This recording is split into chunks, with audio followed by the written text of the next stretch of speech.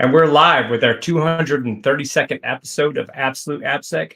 I'm Ken Johnson at CK Tricky on X and Mastodon, joined by my co-host Seth Law at Seth Law on also both of those platforms. Seth, say hi.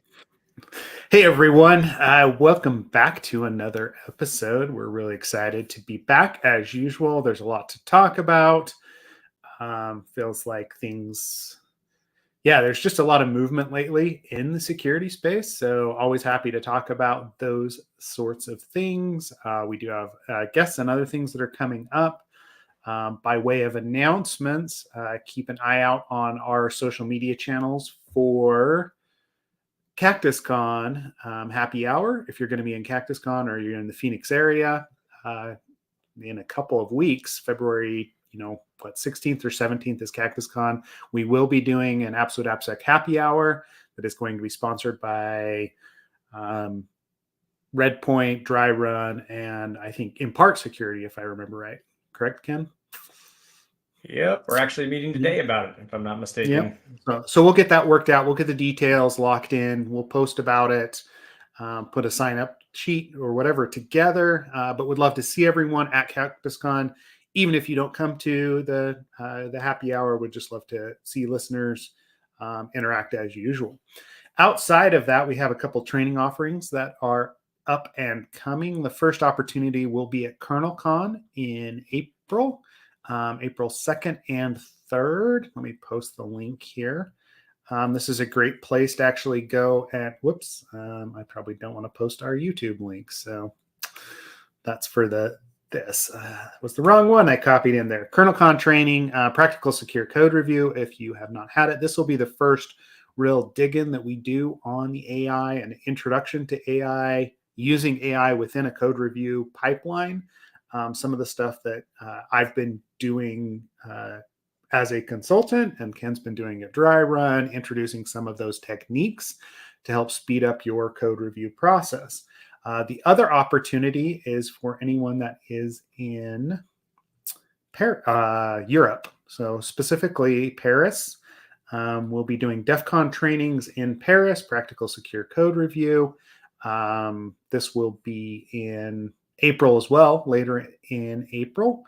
But those are starting to sell out. So if you are interested, please jump in. If you've got any questions about them, hit up Ken or I in Slack. And we will, answer any questions that you have.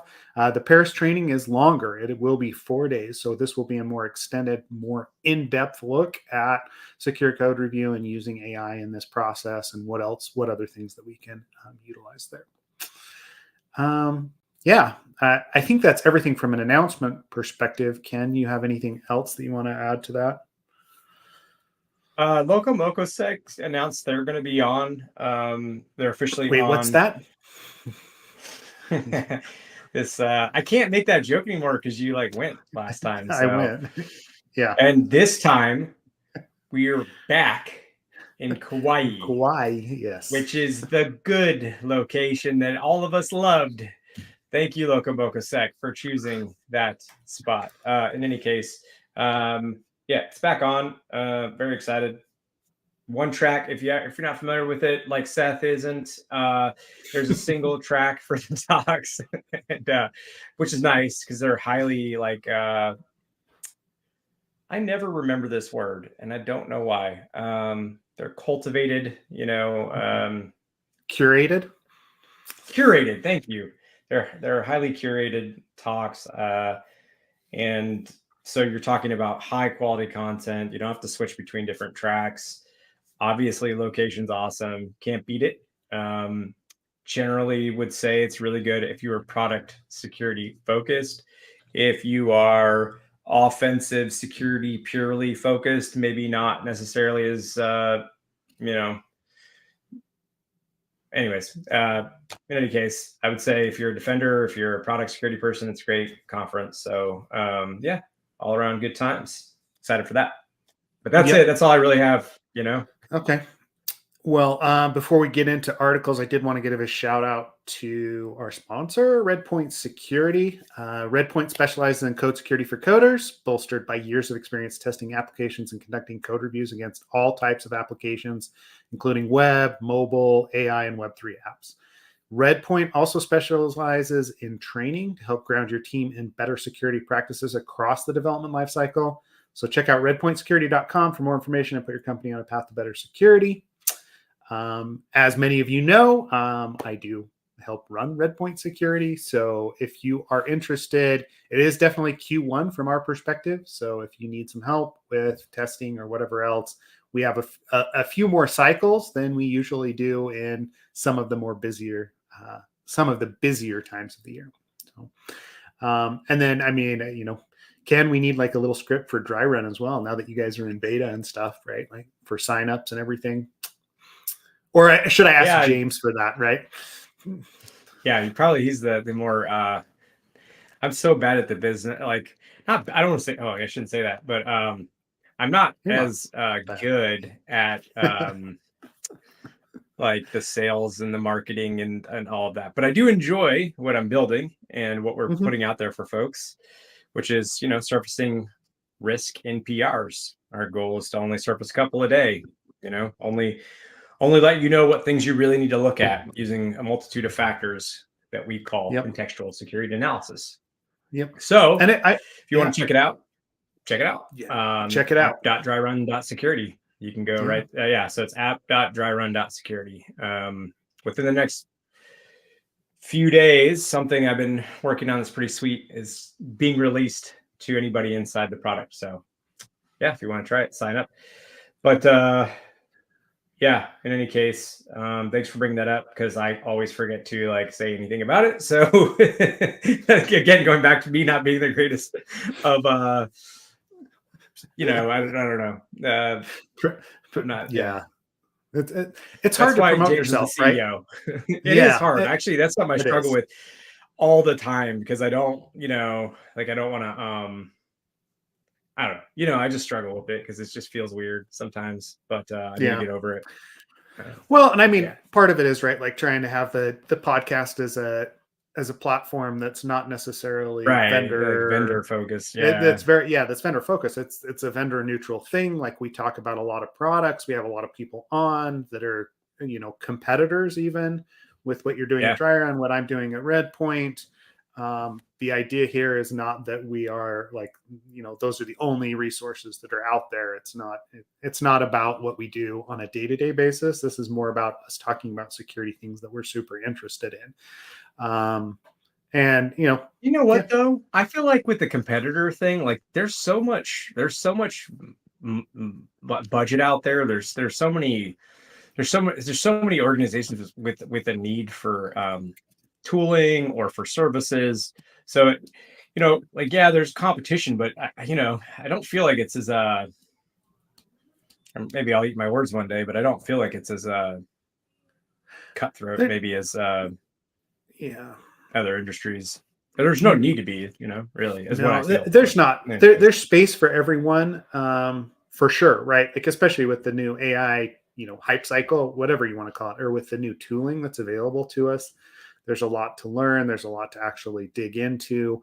But actually, that does feed pretty well into the first article that we wanted to talk about. And this was actually the last article that we found. But we started having an internal discussion between the two of us on this.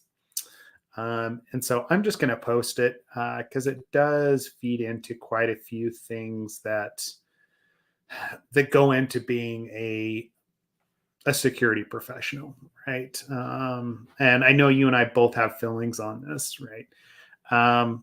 But in general, and maybe what I'll do is actually I'll share that tab here, right?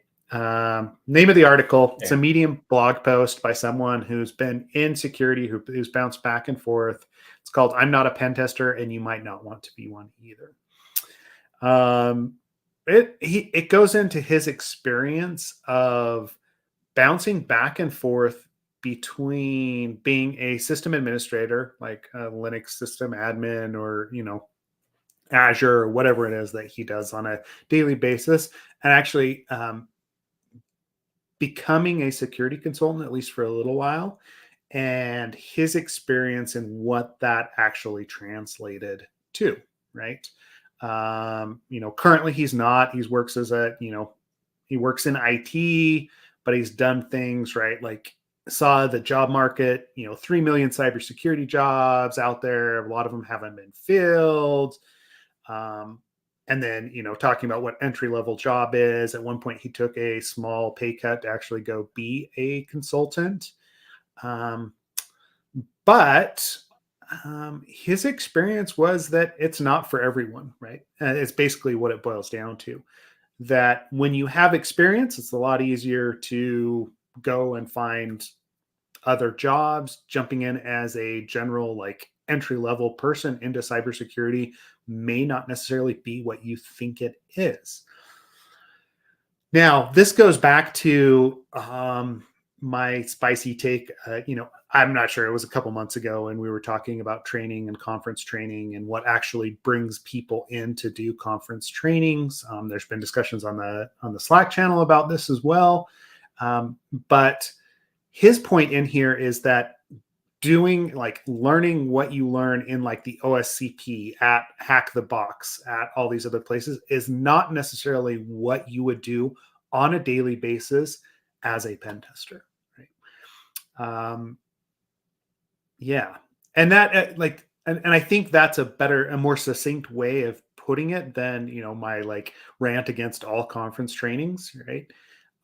But this idea that, hey, learning to exploit things using Metasploit, and drop shells and do reverse hacking and all of that is not really true to life when it comes to being a consultant or even working with a team and trying to identify vulnerabilities. It's just not, right? And that was my initial take on it. Ken, what were your thoughts? So high level summary takeaway for me was that this was sort of meant to say, hey, like if you're going to go into this industry or this field, these are the realities that you should prepare for. Like you said, the way you exploit things, how far you can go in a lab doesn't translate to real consultant life. That's the first one. Secondly, that you may be disheartened by the limitations placed upon you, not just in how far you can go and what tool set you can use, but your time limitations, etc. The third thing was a lot about money, right? A lot of this was focused on the financial aspect, how much money you'll make. This person's experiences, they took time, or they departed from, I guess, their sysadmin role to move over to security, and they found that they made less money, which is actually pretty natural if you're very experienced in one industry and then you move to an industry in which you're not as experienced. I mean, that doesn't surprise me, that aspect at all. Do want to note though that their experience in security seems to have stemmed from around 2018. So you're talking about roughly 5 years of experience. So while I'm not saying that that's I don't feel like you're junior, obviously, at 5 years, but it doesn't give you a lot of time to try out a bunch of different places to work at, unless you're one of those people who leaves a job every 6 months or something, which is probably not the case here. How many consultancies are we talking about? I do find it interesting because I'm not as I mean, this thing touches on it, right? Like, basically, one of the assertions made is that unless you have the kind of experience that, say, you or I have, Seth, you're not making financially, you're not making a ton. The job market's less hot for you. And there was another thing they said that was a little surprising. If it comes to me, I'll say it. But in any case, I think it was illuminating. Oh, go ahead. No, I think it had to do with the bug bounty, like the web app bug bounty stuff, that you could make like 5 times as much money just doing bug bounties. Yeah, that was the other weird part to hear. So it's nice to get someone's, I'll say this, it's nice to get someone's perspective from maybe who doesn't, who's got like 5 years experience in security, obviously a lot more in sysadmin stuff and all that, but in security doesn't seem like the longest time to be in it. So I try to take everything with a grain of salt if you haven't tried a bunch of different consultancies. But having said that, what I will say is that, I mean, a lot of the experiences that this person had, I share, right? I mean, I've had those same experiences. I've been all over the place in security. I like to think. So have you. So I've had the good, the not so good, the Yeah. terrible, the amazing. I would consider my first few Yep. years at GitHub just absolutely incredible. Probably the best time I've ever had. Um, so it's a range of experiences that you'll face, but it's nice to hear from someone. It's not us. Yeah. Well, and I mean, it's, yeah, taking out the whole like money aspect of, right, like, hey, this is right, like, yeah, you can definitely make more if you're more experienced as an IT person than you can as a junior security person, right? And specializing in a couple of things is actually going to pay better than others. But taking that out, the real world day to day of being a consultant is a lot different, or being a product security person or embedded in a company is a lot different than what's represented at most at most security conferences, right? I and like, we have a tendency to gloss over this as an industry, but a lot of the research projects that people present, especially at the at the big conferences, whether it be Black Hat or DEF CON or other places, the research and the exploit that they are actually actually showing and demoing in those talks is months and months of banging your head against a wall, right? And what they've done is they've proved to whoever supports them, right? Whether that is, Albino Wax with Portswigger, right? They pay him to be a researcher and to go and do this because they get signups and money for supporting him because they drop in and are able to actually sell Burp Suite, right? He is a paid researcher, and expecting to have that level of experience or have that much time to actually dig into a product, an infrastructure as a consultant is just never realistic. And I mean, I know I talk about this all the time, right? Like, even in the course, is the amount of time that I have to do a code review is usually very, very limited as a third party. Because most organizations are not looking for 6 months of research to find some very nuanced vulnerability that I can, they just don't want to pay a salary for that long for the payoff that is there, because it probably doesn't exist for them. Like, they're spending, at that point, they're spending hundreds of thousands of dollars to protect an asset that's probably only worth, $50,000 or whatever it is. The trade-off just isn't there, which makes sense, right? Most companies are not going to do that. They're not in the market to make or to sell their product to the security industry, so they don't need to dump money into research in order to maintain that cutting edge, right?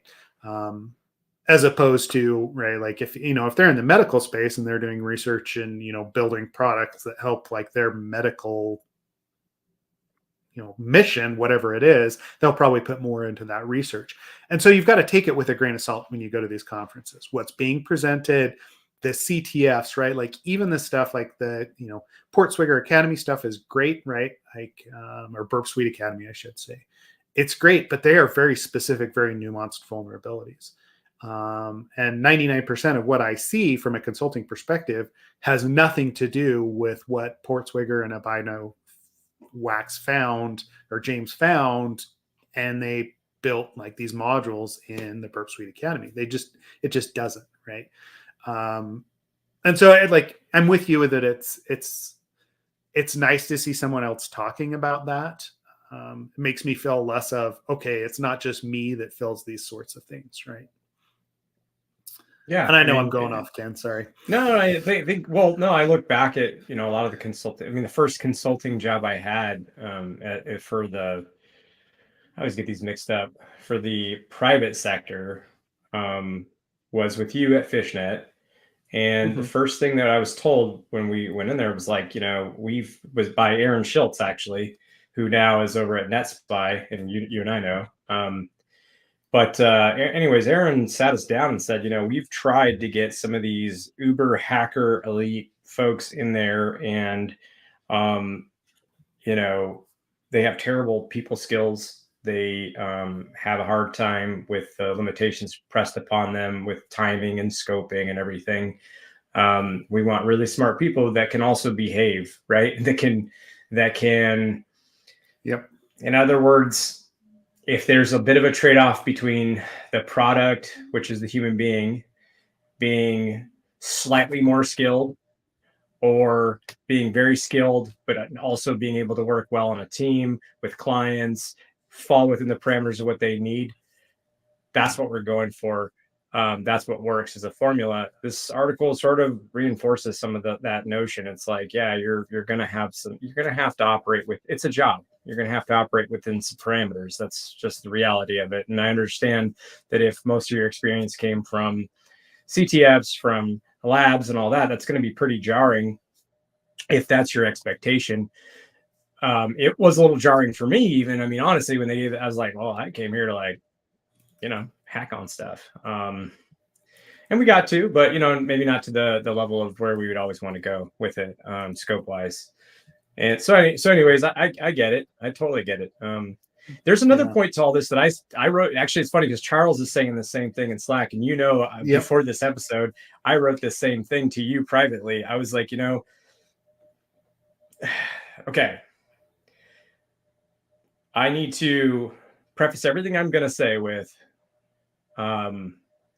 like, if everything falls down on, like, if everything in my life goes wrong, right, I will still, like, in the sense of, I've got this business, right? If that doesn't work out, I do have the skills and experience to rebuild. So I'm going to caveat everything I say with that. But here's my experience on this. I never got into security because I wanted to make money. In fact, I didn't even think this was a job. I did this as I didn't even know this was a job. There was a job in this industry. I've said this publicly many times. I did it in my off time. I did it while I was in the Navy. I did it after the Navy, and I did it always in my off hours. I was always curious about hacking. I watched The Saint with Val Kilmer when I was a little kid. That was the first time I saw him like pick locks and do cool shit. And that was the first time I ever really was like, I want to break into stuff. And that never went away, and never knew there could be a job. And I was offered a position to leave my wife, drive, at the time, fiance, drive out here to the East Coast, start fresh. I had like $400 or $500 to my name. I drove across the country in my truck. I slept in it. I showed up with nothing in my pocket, literally, and just got right into the field. I didn't do that because I was coming here for money, because the money wasn't great. It was okay. It was better than what I was making in Nevada, but Nevada's cost of living to here, it's all relative, right? Yeah. So I'm saying this because I followed my heart. And if I've ever done anything right in my career, it's following my heart. Even with this new company, right? What's funny is I make next to nothing as a founder. My salary sucks. I pay for my own, a big chunk of my own salary out of my own savings. And I'm not saying to be like, whoa, it's me, but I need to be realistic. Yes, there's a chance I get rich, right? That's cool. That's great. Why am I doing it? It's not because of that. Because most of the time they consider investing in a company as a lottery ticket. The likelihood this pans out for anybody is very, very, very low. It's more likely that I'll end up a mid-40s guy with no money left in his savings account and a failed business than it is any level of success. I hope that's not the case, but that is the reality. And yes, as I said in the beginning, I can certainly rebuild, but I have to rebuild as a mid-40-year-old guy with a family and obligations. Why am I saying this? I'm saying this because when I get somebody who comes into me and they're like, I want to get into security, the first thing that often I hear is, but how much does it pay? That's the first question. Yep. it turns me off, and I get it. I get with the global economy, there's a need to make money. We all deserve to have a level of comfort, if we're willing to work for it. I get all that, but like, if you are doing this for that reason, please don't join this industry. For the love of God, stay away. You don't belong here. I mean, I don't think it'd be good for you. I don't think it'd be good for your mental health, because you have to put up with some stuff. And if you're not going to get through it, I don't think, and you're not going to be good for anybody if you don't really love this field. So that's my passionate plea. Like, if you're getting in this just purely for the money, just please don't. Find another field. Yeah. Well, and I mean, it's usually pretty obvious too, right? Like, whether or not it's just a job or it's a passion, right? And hey, I'll what I've got up on the screen here, right? Like, the expectations, right? As a pen tester, working 60 to 70 hours a week. It doesn't sound like he went to one of the firms that was like great at the work-life balance, right? And we've both been there, right? Like, we've been at organizations where it was great, and then we've been at organizations where they had very little they just didn't have any boundaries, right? And so, like, some of that is, yes, right? Like, some of that is mandated and, not necessarily mandated, but expected from different organizations. Some of that is just like, hey, we're passionate about this. I'm actually going to go take the time to figure this out, because it's something that's interested to me. Charles did post something in there as in chat as well that's really good about like, right, like the whole concept of hacking is to explore the boundaries and create something new and possibly amazing, right? Like, it's the idea of, hey, I've found something that I'm passionate about that can also, like, pay my wage, right? And that's a great thing. But Ken, to your point, you're absolutely right. It's very difficult to, just be aware that that's what it's going to be. If it's not your passion, you're probably going to move on. And that's where you will see these people drop back out, right? You'll see them pick back up a different course, right? Whether it is like, hey, they go back to being a programmer, they go back to IT, they go to some other space because, quote unquote, that's where the money is, right? And for a number of years, cybersecurity has been this pays so great, go get your OSCP and then find that job, right? But it doesn't always translate because of what you're saying, right? Like, the passion is what will actually drive you and will be able to get you over that hump to get you that experience.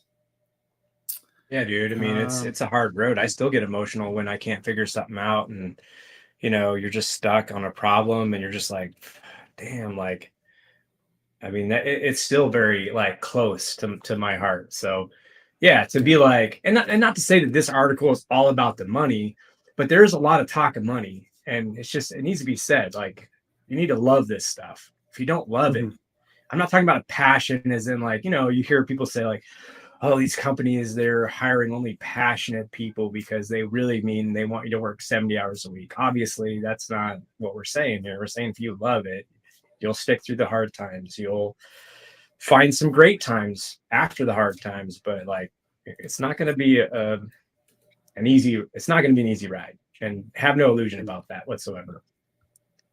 Yep. Yeah. It's difficult, right? Like, and from an anxiety perspective, and from I mean, we've talked about imposter syndrome in the past as well, right? Like, the requirement to stay relevant, to constantly study, to constantly like stay up with the latest technology, the latest security tooling, the latest CVE, the latest exploits, and then be able to use that or speak to it is not easy, right? And then you add into that, right? Like, if you're trying to run your own, you're trying to, like, even being a bug bounty person, right? Like, the level of pressure when new endpoints drop, Dude, new apps drop, right? Like, I can't imagine that. I can't imagine yeah. that. I mean, because you and I both did that for a bit with a white glove version of Yeah. bug bounty stuff, and we both were like, dude, I can't, unless like I focus on, even if I focus on this 100%, just there's might be times where I gotta like go out and do something for an hour, run an errand or something, and you come back and it's like boom, people are already submitting results, and now you're the dupe and you're not making the money. And it's like the level of, and I'm sure that they've got their systems for like knowing, I don't know. I'm sure there's like things like you kind of know with this company when they're gonna like release stuff, or maybe you're on a private bounty Slack with them or something, and so maybe you have that rapport where they kind of let you know, or maybe you even get advanced insight into that thing. But man, still like you are like the second that new thing drops on the hook to go immediately assess it and it's be quick about what you find too. Yeah.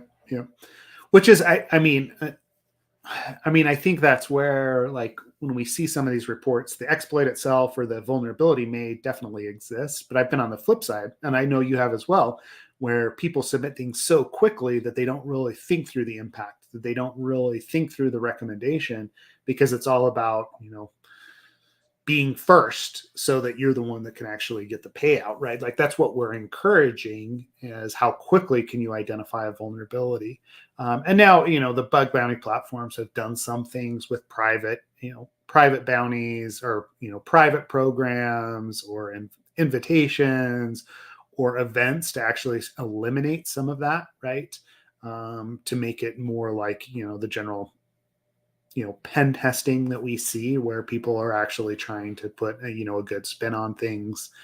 And it's not that the bug bounty guys can't do that, but a lot of it is the pressure that goes along with that.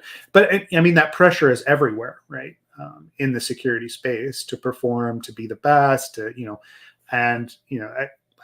a lot of it is running your head up, banging your head against a wall, trying to figure out some vulnerability, something that feels like it should be a vulnerability, but ends up not being one, right? I still have that on a daily basis.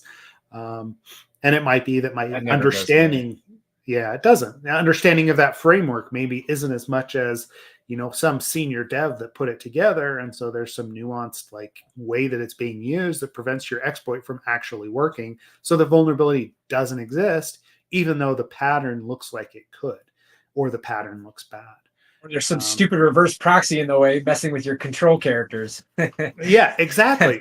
And that happens all the time, right? Like, and that doesn't mean that we can't like look at the code and say, yes, okay, so if that control's not in place, maybe this is exploitable. And so the risk drops.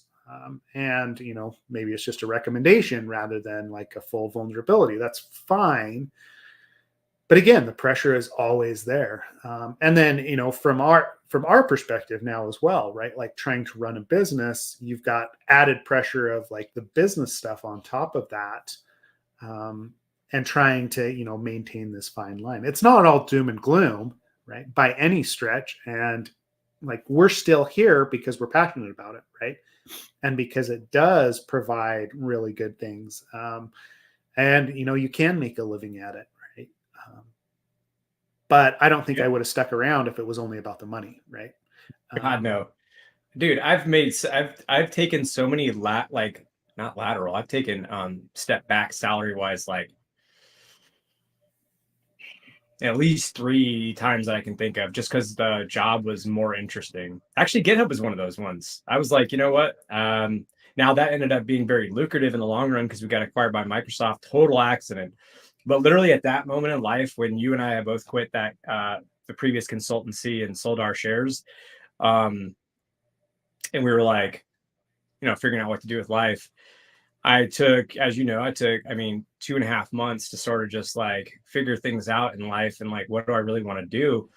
And it was like, well, it's either I want to do my own thing, which, I'm doing now, or I want to work at GitHub, because I always loved GitHub, longtime user. I loved their culture, just everything about it. The product, everything was great. Like the people, the product, and I took a salary hit to go there. And luckily, like I said, it just happened to work out long term where that didn't end up being the case. But at the time, I was like, well, I don't care. I just want to work here, and I think that's okay. I think it's like, anyways, all I'm saying is like, just find something you love and try to go after it. And if you can make enough money to like support yourself, and if you have a family, support them, like, man, just do what you love. What Yeah. else is there? Yeah. Yep. Well, that's So, just it, right? Like, I feel like, and Charles did have a good point about, and by the best way, thing the you can, article said that at the end. We it should give does, credit it to the does. author. They did say Yeah. that at the end. So, Yeah. Charles did, he had a point in Slack, right? Like, best thing you can do is pick something and go with it. Trying to hop all over the place will burn you out. Right. And I think we've both experienced that as well, as, sticking with a specific technology, a specific, right, like interest, and then becoming the expert there rather than trying to be the expert across the board on all the different things, right? Pays off. Digging in is, cool. Well, I think that probably, yeah. oh, that's a neat And graphic that that Ahmad which one? shared in general. That's a cool graphic. I don't know how to say it. Ikigai, it's Japanese concept for making Japanese concept meaning a reason for being, and it kind of is a Venn diagram between love, good at, needs, paid for, and then it gets into passion, mission, vocation, profession. And when those all converge, it's a reason for meaning. So yeah, I think honestly, the funny thing in life is when I look back, anything that's ever happened that turned out to be really positive was usually the moments where I was like, fuck it, this seems cool. Honestly, that's the weirdest thing to say, but it is true. Like, I look back at anything that ever, like, really, I mean, hard work, of course, but that's just a consistent thing you do every day, or work ethic, whatever, consistency. But yeah, I think it's a pretty good strategy in some cases for me anyways.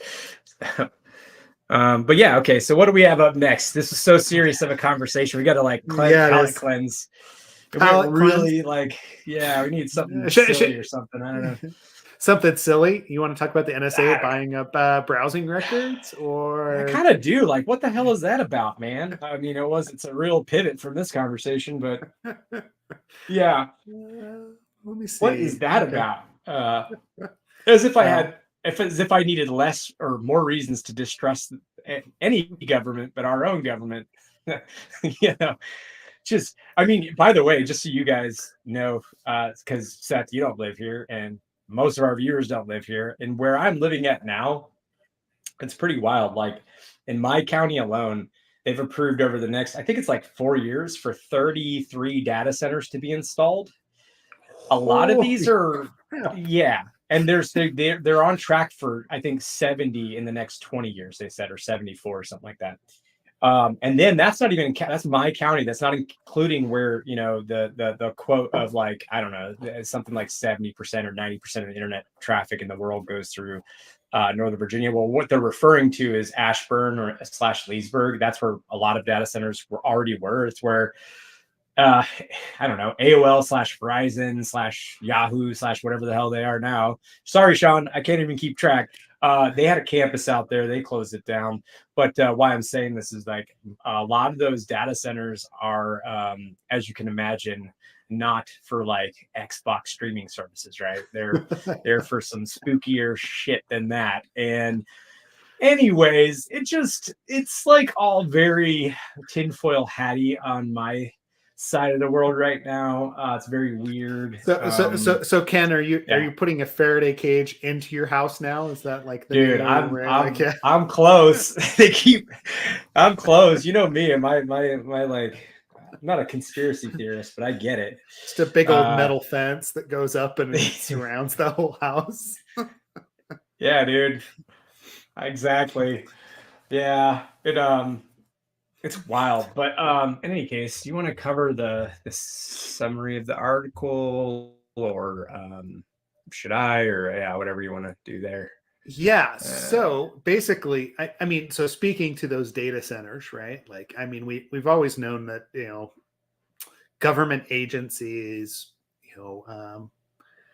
follow internet traffic, right? Like they're looking at it, they're analyzing it. I mean, I'm out here in Utah. Like there's a data center that's down, that everyone suspect as being like an NSA or something like that data center because it went in like during one of the programs that they were building out when they wanted to do more monitoring. But same sort of thing. We've done this for a while, but it came out recently that the NSA is actually going to the various ISPs and actually purchasing browsing data, right? So you think of your, Comcast, your Verizons, your, large internet providers, and instead of, installing a device or whatever it is, they're working directly with the providers to just get a dump of the, the commercially available NetFlow data, right? Just like any other provider would, right? Or anybody else that wants to do internet research can go to these companies and get browsing data. Most of the time it will be at least like semi-anonymized, or that is the claim. But usually you can flip that back to, hey, I know where this person is coming from, like where they were attached, yada, yada, yada, right? Like what their browsing habits actually are, and pinpoint people pretty easily, right? And then it can even look at things like, through VPNs and other places, which makes you, wonder how else or what else they're tying that to, right? And I think that's where we get tinfoil hatty is we know that they're already tracing, network data across the board. So at this point, they have like another avenue of visibility into what's actually going on, because you do have places and ISPs that will break that that encryption chain. They'll do other things that allow the ISP visibility into what the user is doing as well. So it's just like this this mountain of, okay, how deep does this actually go? What is it being used for? Let's Yes. see. What is it being used for? I mean, they're like, well, these are things that other foreign countries and companies can purchase. That's their like defense, and that there's no law against it yet. I want to be clear. They keep throwing that caveat in yet. But bro, it's like, I don't know, man. It feels like more weaponizing of government agencies against its own people. But again, maybe I'm just like a nut job conspiracy theorist or whatever, but it doesn't feel good at all. I don't know what else to say here. It just don't love it. Yeah, this is interesting. So I didn't know this. FTC had banned X Mode earlier this month for sharing the location of Muslim prayer app users with military contractors. It's always that, especially because like I'm the weird thing with me is because I am ex-military, I'm always like conflicted between the need to protect with the need to protect also, just in a different way. This one's a weird one though. Now here's my thoughts, like, because like this data, it's tied to the unique online ID that all of us have, right, for browsing stats, I would assume. But that data is easily linkable back to a person. They've shown that that's totally possible. And if you're the NSA, it's 100% possible. So really, I mean, this feels like you could actually pinpoint an actual individual's. Like I could find out everything I want about your browse, like, everything from your physical and mental health kind of Google questions to what things you're into online to your purchase history to everything. That's what I think just feels so freaking awful and terrible about that. Then again, I also, at the same time, I'll say this. I also, and this is sad to say, I also kind of always assume that there's some level of,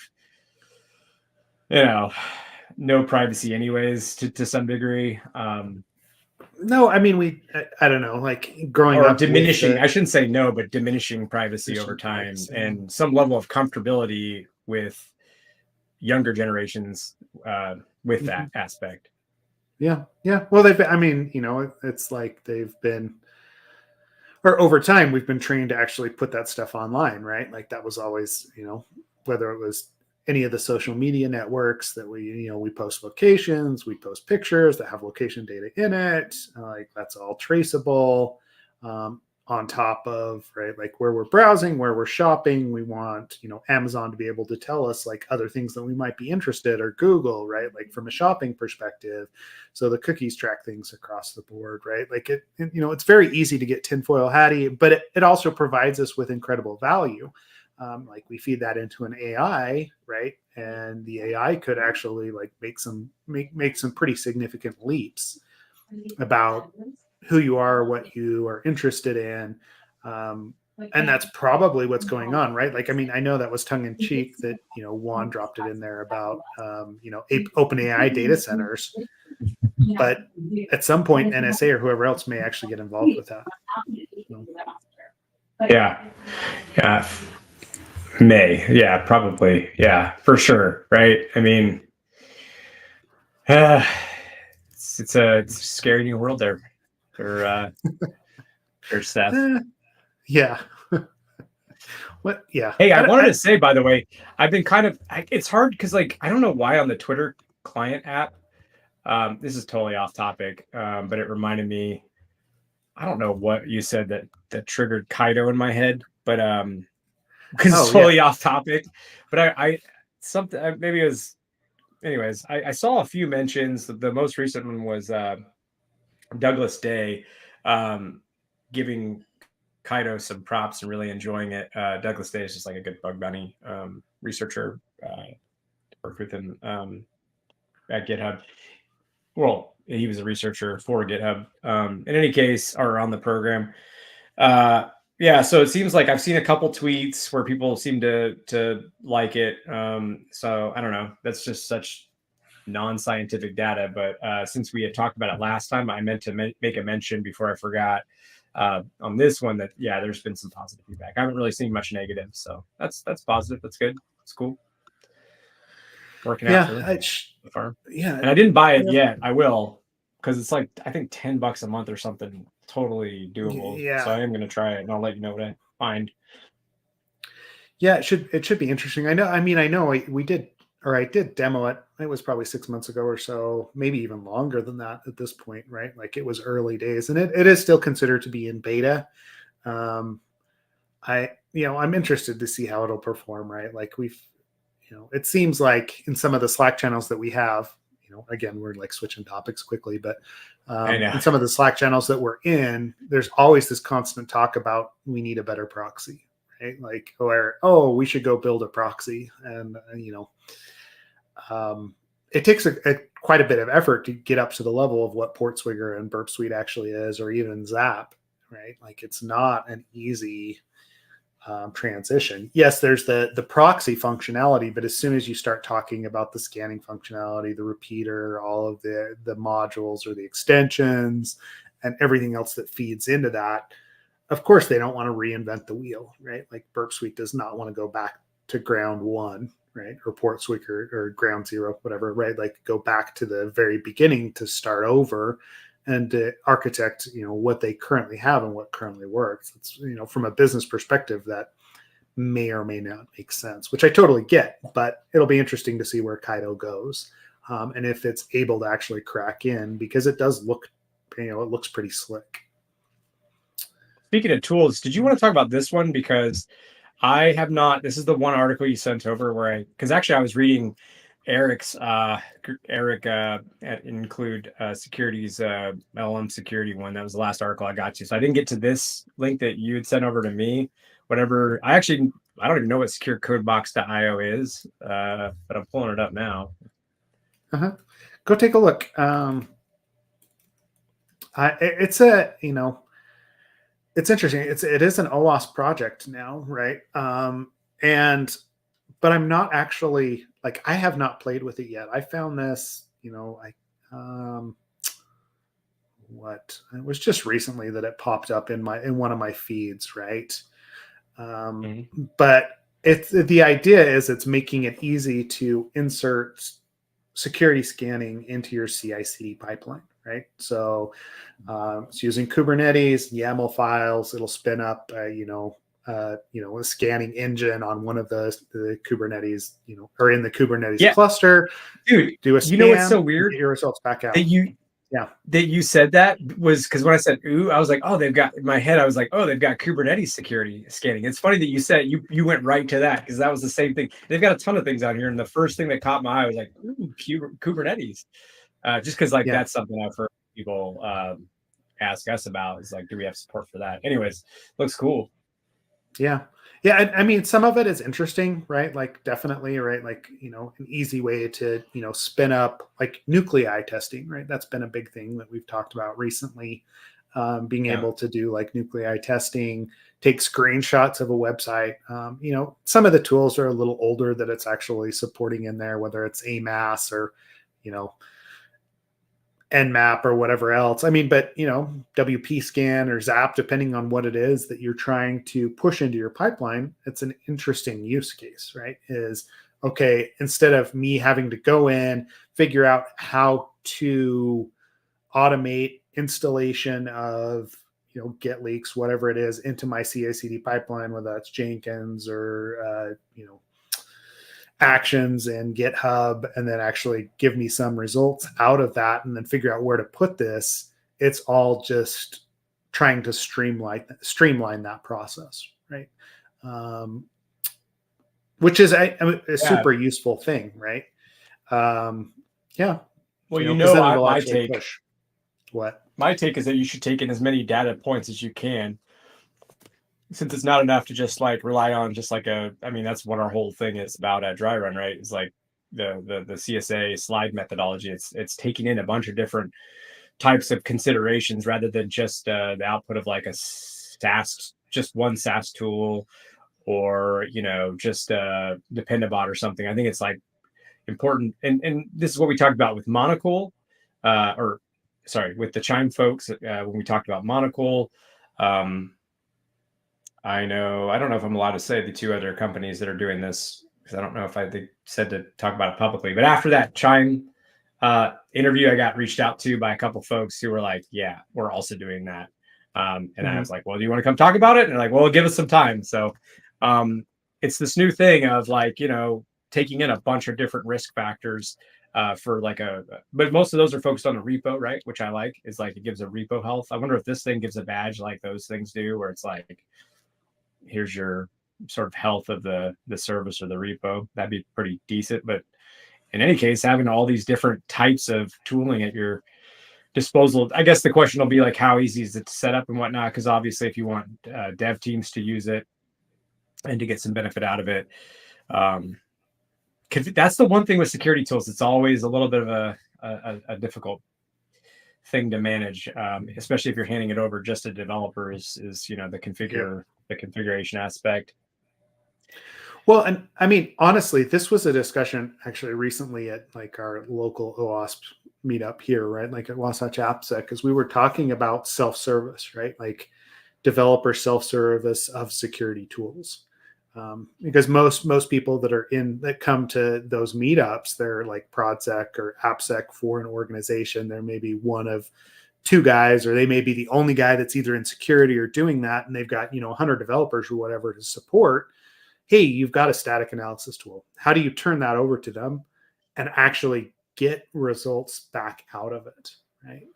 And make it effective is the problem, right? It's very easy for developers to take those tools like this one, run, and then be like, and to discount the results because number one, they may not be able to do anything with it. Two, it may not necessarily touch their code specifically. Three, it may have too many false positives, right? There's like so many like barriers to entry to using some of these tools that might be what you start to run into here. Now, right? Like if you're running something like SemGrep, you're probably better off than if you were running, find security bugs or something else like an older, static analysis tool underneath the hood with, secure code box specifically. But you've got to think through what that's actually going to be, where those results end up, and whether or not they go all the way back to the developer when it comes down to it. Yeah, and like that's one thing I do like about there's like three actually one of them's Ahmad, sorry, in our Slack, who was asking questions about, and I'm gonna probably butcher the name, but so there's Pixie, there's Mob AI, and then Ahmad's company, Corgia. Hopefully I say that right. Corgia, yeah, Where something like they're that. or Corgia, where they're taking a different approach, where like, and it's just for static analysis of code, right? It's providing, so like if they think they find something, they'll give you a suggested fix kind of thing. I don't know about Corgia's exact, but that's probably the way they're doing it, because that's how Pixie and Mob's doing it. Give you like a suggested fix on a commit, and then uh, what's nice about that, I guess, is that even if a developer chooses to not take the suggestion, at least they have an insight into like how they could. It's the same thing we've talked about when we give reports to people and we try to give, as specific code fixes to their code base as possible rather than generic advice. And then that tends to lead to things getting fixed quicker, because like at least you now have it may not be, they're definitely not going to take our code and run with it, but they'll at least be able to implement it.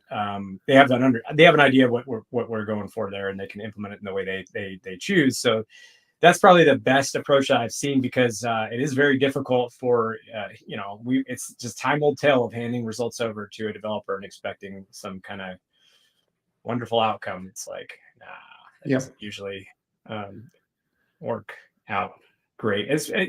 Not as a human being, because we can give like, here's reproduction steps, here's likelihood, here's I can chat with you about it, but it's like more of an automated tool from an automated tool perspective. Yeah. Well, I mean, and that's always been the goal from an AppSec ProdSec perspective, is how do we automate, like the person, right? And I know you guys are, moving into this space with dry run and using AI for some of the pull requests and how things are happening. But that's always been the goal, is how do we take what you and I know and what we've experienced and actually codify that and automate it so that it's available to more people, right? So we enhance the advice. What's wrong? Sorry, I thought, my bad. I was not muted. I saw Sneak is going for IPO from Juan, and I was like, huh? I didn't know that. Sorry, very visceral, like, huh? What the shit? No, I didn't know that. That's awesome. Sorry, I didn't mean to distract. I myself got distracted. That's what happens when I read Slack comments. Yeah, no worries, right? Like, yeah, the fact that we have 420 people in Slack now, right? Like that was the other comment that was going around today. It is. Sweet. Let's see. Yeah, I don't even know anymore, man. Like, give developers the access, right? Yeah, give them the tools, let them figure it out. Like most of them are pretty smart, right? But then just be the the resource that they need as they move through it. Cool. Let's see. We're about at time today, Ken. I don't know if there's any of those other articles you want to pull. I do, because the LLM security against prompt injection is cool. Because like right now, I'm trying to figure out the best ways to secure our own. Just be very, again, transparent. Maybe to my own fault, but I'm trying to also like put a bunch of controls into place to prevent not just prompt injection, which is what this is about. Here, I'll just put the art. Oh, you already put it in. I just did. Yeah. I'll drop it in there. Cool. And Juan dropped an article about the Sneak IPO bit too. So if you're in our absolute AppSec, or if you aren't, you should go on there. And there's like a lot of, actually, for anybody that's listening and you haven't gone in our Slack, you really should. There's a lot of smart people, smarter than us in there, who share a lot of useful things or give their advice when you ask a question. So great group of folks if you haven't joined that Slack. In any case, so this is really cool. Include Security put out sort of a guide to preventing and basically how the offensive side of it, with some guidelines and some prevention techniques. I got into halfway into this article, so I wasn't able to get all the way through. I will say, it makes sense, because one of my biggest issues is that the way prompts work, like it doesn't matter if you're I don't think it matters anyways what tool chain you're using. I mean, you can do you can do raw.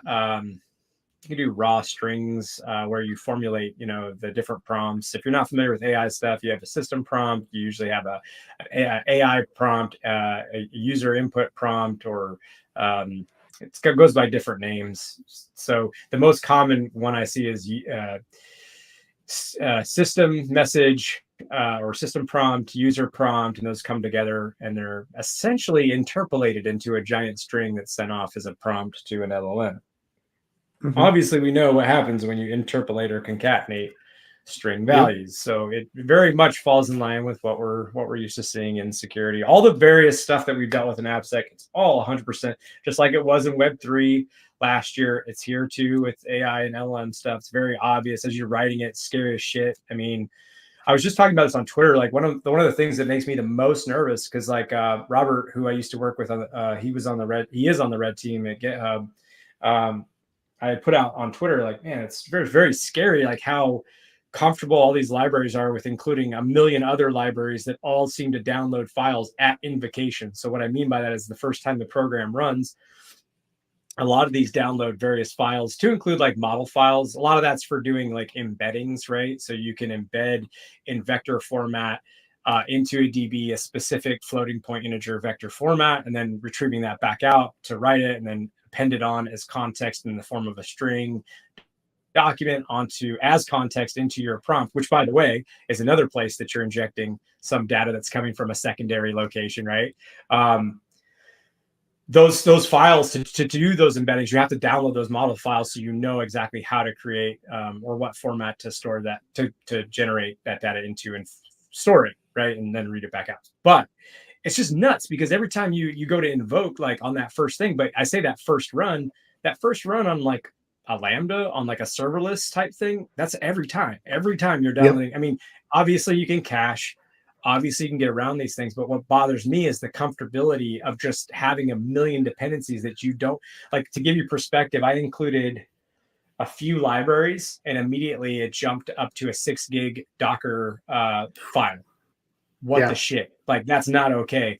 And it's all these little, anyways, he had asked me, he's like, are you concerned just from like the like on Twitter, like the aspect of downtime, or, cause that's true. Like if those files aren't there, that server has issues. Now you're down.